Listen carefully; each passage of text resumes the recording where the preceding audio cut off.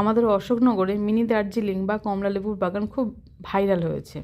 তা সেখানে গত কয়েক বছর ধরে প্রচুর মানুষ যাচ্ছে, কিন্তু আমাদের যাওয়া হয়ে ওঠেনি। অবশেষে 2025 সালের একদম শেষ দিন আমরা গেছিলাম। তা আমার কয়েক বন্ধু আমাকে জিজ্ঞেস করেছে যে কিভাবে সেখানে যেতে হবে। তাই এই ভিডিওটা সেই বন্ধুদের জন্য, এবং অবশ্যই সেই বন্ধুদের জন্য যারা হয়তো জিজ্ঞেস করেনি কিন্তু মনে মনে রেখেছে যে কিভাবে যেতে হয় জানতে পারলে তারা হয়তো আসতো। যাই হোক, আসল কথায় আসি। কথাটা হলো কীভাবে যেতে হবে। অশোকনগর স্টেশনে নেমে টোটো ধরতে হবে। টোটোওয়ালাকে বলতে হবে যে কমলালেবুর বাগান বললে বা মিনি দার্জিলিং এখন মানে ফেমাস যেহেতু জায়গাটা, তাই যে কেউ ওখান থেকে স্টেশন থেকে নিয়ে আসবে। স্টেশন থেকে ভাড়া হয়তো 30-40 টাকা নেবে, সেটা আমার সঠিক জানা নেই, যেহেতু আমি স্টেশন থেকে যাইনি, আমি বাড়ি থেকে গেছিলাম। আর যারা মনে করবে হাবড়ার থেকে আসবে বা গাড়ি করে আসবে, তারা কচুয়া মোড় চলে আসবে।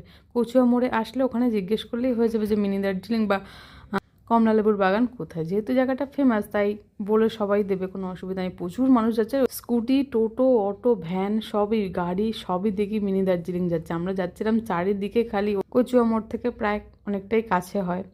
আর ওর ভেতরে গেলাম, সত্যি কথা বলতে যে 10 টাকা করে টিকিট নিল, বিশাল কিছু দেখার মতো পেলাম না। সামান্য কয়েকটা গাছ, ওই সেই কয়টা গাছের কমলালেবু আছে, তাও সবই শুকিয়ে গেছে। আর সেরকম কিছু দেখার নেই। একটা নার্সারি আছে সাইডে, সেটা দেখার। এবার যদি সেটা জেনেও অনেকে আসতে চায় তো কোনো ব্যাপার নেই। এই যে যেটুকুনি দেখাচ্ছি এইটুখানি জাস্ট কমলালেবু গাছগুলো, আর বাকি সব সবেদা গাছ, আম গাছ, জাম গাছ, যা যা গাছ থাকে আর কি সেই গাছ। কিন্তু কমলালেবু এই হলো আমার ইনফরমেশান বন্ধুদের জন্যে। যার ভালো লাগবে সে আসবে, আর যার ভালো লাগবে না সে শুধু দেখে লাইক কমেন্ট করে চলে যাবে।